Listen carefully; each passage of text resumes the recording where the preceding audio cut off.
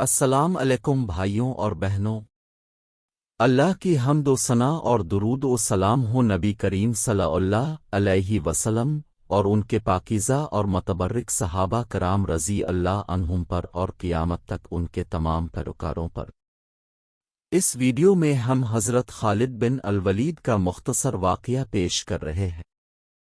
حضرت خالد بن الولید رسول اللہ صلی اللہ علیہ وسلم کے صحابی اور اسلامی تاریخ کے عظیم ترین فوجی رہنماؤں میں سے ایک تھے۔ وہ مکہ کے ایک امیر اور باثر گھرانے میں پیدا ہوا تھا اور اپنی بہادری، حکمت عملی کی مہارت اور اسلام سے لگن کے لیے جانا جاتا تھا۔ اسلام قبول کرنے سے پہلے حضرت خالد پیغمبر اسلام اور ابتدائی مسلمانوں کے سخت مخالف تھے۔ اس نے دین کے پھیلاؤ کی بھرپور مخالفت کی اور مسلمانوں کے خلاف کئی لڑائیوں میں حصہ لیا۔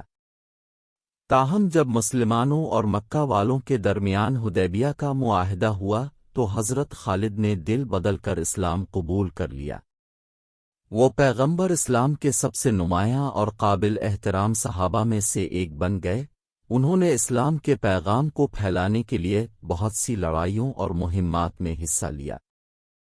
حضرت خالد کی زندگی کا سب سے قابل ذکر واقعہ میاں کی جنگ میں ان کی شرکت تھی۔ مسلمانوں اور رومیوں کے درمیان یہ پہلی جنگ تھی اور حضرت خالد نے مسلمانوں کی فوج کے دفاع میں کلیدی کردار ادا کیا۔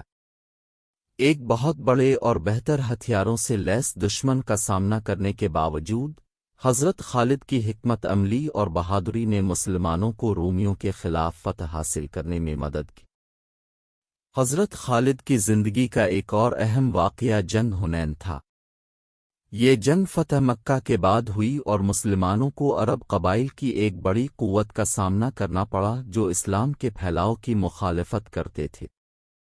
حضرت خالد کی حکمت عملی اور قیادت نے مسلمانوں کو جنگ میں فیصلہ کن فتح حاصل کرنے میں مدد کی اور ان کی بہادری اور اسلام کے لیے لگن نے انہیں اپنے ساتھیوں کی عزت و توقیر حاصل کی۔ حضرت خالد کو فتح مکہ میں ان کے کردار کے لیے بھی یاد کیا جاتا ہے۔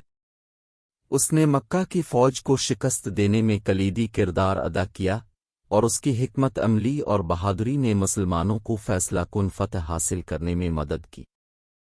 فتح مکہ نے اسلام کے پھیلاؤ میں ایک اہم موڑ کی نشاندہی کی اور مہم کی کامیابی میں حضرت خالد کی شراکت نے انہیں اسلامی تاریخ میں اب تک کے عظیم ترین فوجی رہنماؤں میں سے ایک کے طور پر ایک مقام دلایا۔ حضرت خالد اپنی پوری زندگی اسلام اور دین کی اشاعت کے لیے وقف رہے۔ انہوں نے مسلمانوں کے دفاع اور اسلام کے پیغام کو پھیلانے کے لیے متعدد لڑائیوں اور مہمات میں حصہ لیا اور ان کی بہادری اور حکمت عملی نے انہیں اپنے ساتھیوں کی عزت و توقیر حاصل کی۔ ایک جنگجو اور صحابی رسول کی حیثیت سے حضرت خالد کی میراث آج تک مسلمانوں کو متاثر کرتی ہے۔ آخر میں حضرت خالد بن الولید ابتدائی اسلامی تاریخ میں ایک اہم شخصیت تھے اور مذہب کے پھیلاؤ میں ان کی شراکت اور ایک جنگجو کے طور پر ان کی بہادری نے انہیں اسلامی تاریخ میں ہر دور کے عظیم ترین فوجی رہنماؤں میں سے ایک کے طور پر مقام دلایا۔ اسلام سے ان کی عقیدت اور دین کے لیے ان کی غیر متزلزل وابستگی آج تک مسلمانوں کو متاثر کرتی ہے اور ان کی میراث ایمان اور عزم کی طاقت کی یاد دہانی کا کام کرتی ہے۔